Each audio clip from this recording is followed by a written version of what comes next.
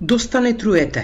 Реки, депонија, онкологија. Со овие пароли денеска дел од битолчани излегоа на протести пред општинската зграда против изградба на регионална депонија во општина Новаци во близина на Рек, на 20 на километри од Битола. Бараат надлежните да најдат друга локација, затоа што не веруваат дека институциите имаат капацитет да ја одржуваат по европски стандарди и да не загадува депонијата каде сметки одлагаат 18 општини од југозападниот регион. На ваква депонија од толкави размери во близина на Битола ќе представува само уште една еколошка бомба која дополнително ќе загадува и Битола, и Новаци, и цела Пелагонија. Сега сакаат Пелагонија да ја уништат. И цело пелагониско население. Ова е срамота не за Битола, за Републиката Македонија е срамота.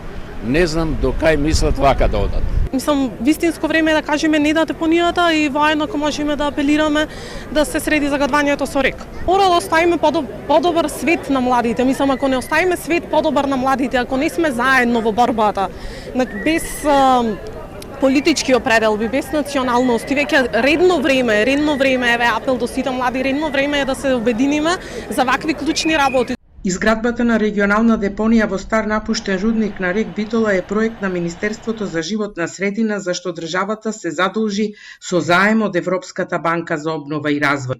До крајот на годината треба да се избере изведувач, а се очекува изградбата да заврши во 2027.